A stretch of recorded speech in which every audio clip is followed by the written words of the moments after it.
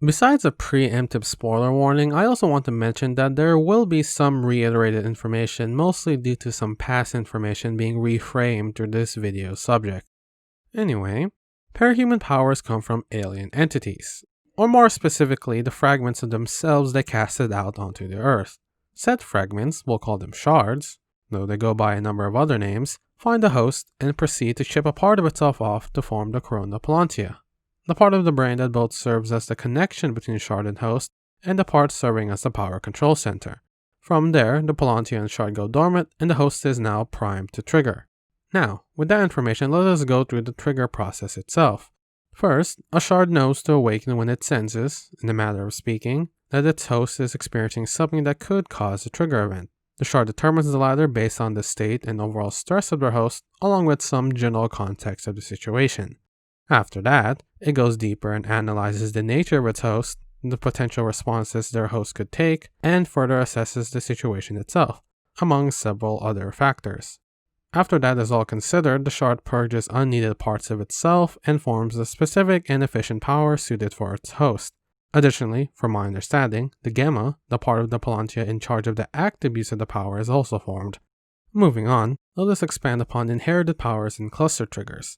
Beginning with inherited powers, the more exact mechanics of them relate to the concept of shard buds. To simplify, if a host experiences enough additional stress, and/or if enough time has gone by, the shard splits off a piece of itself and goes out to find a similar and generally younger host.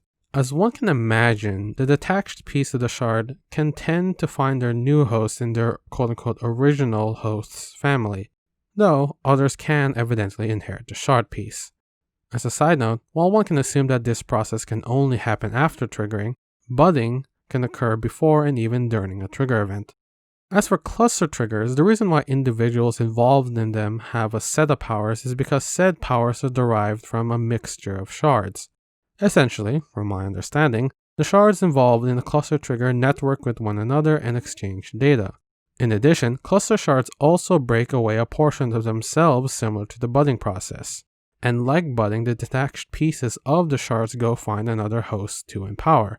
Another way to think about it is that during cluster triggers, a parahuman's shard is slightly diminished, but gets a little bit of the capabilities of the other shards in the cluster, thus the array of smaller powers. Before continuing, it would be prudent to mention the purpose of these shards. Generally, their purpose is to gather data about the expression and use of themselves by their hosts. Harkening back to inherited powers and cluster triggers once again, shards divide a part of themselves so that additional data can be gathered. Though, another aspect of that division is how the shard fragments learn from the experiences of their home shard and proceed to gather data in ways differing from their origin, which, in part, serves to explain how inherited powers from buds and derivative subpowers from clusters can diverge from their original expression and parameters of their home shard. Oh, and it's also important to mention that shards do, to varying extents, influence their hosts to seek conflict in one way or the other for the purpose of gathering more information. Why go through all this to gather information? Who really knows? Now, this next part will be about some of the operating factors of shards. I know that previously in my more general video how some people need more specific trigger events to, well, trigger. Those cases relate to the fact that there are more specialized shards dispersed among the more general purpose shards. The general shards will cause someone to trigger in any potential trigger situation, generally, while the specialized shards will wait for trigger situations that are more aligned to its nature. For example, one could have a shard that always develops some type of mover power, so the subsequent required trigger situation needs the host to be in a state necessitating said mover power in one way, shape, or form. Anyway, despite all the factors that go into forming a power, the general mechanics of shards causes the prevalence of some common powers such as flight and regeneration. Though, on a related note, it's also good to know that despite similarities between powers, different shards will give different abilities. Obviously, that's a given, but what I mean by that is despite, let's say, Rune and Perrine both having telekinesis, the rules of their powers are different. A more general example can be how masters, disregarding what they can control, each have a different method of exerting control. This is where you would probably leave the video if you so desire, because this is some of my afterthought ramblings, but regardless. This was probably one of the harder videos I had to do since shards have so many details related to them.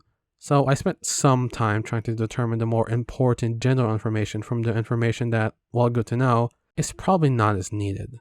Honestly, I don't think I did the best job in that regard, but I do try not to make it sound like I'm just reading off the wiki pages. Hopefully. So, if you really want to know more about shards and don't really care for spoilers, you can read further about them through the description links.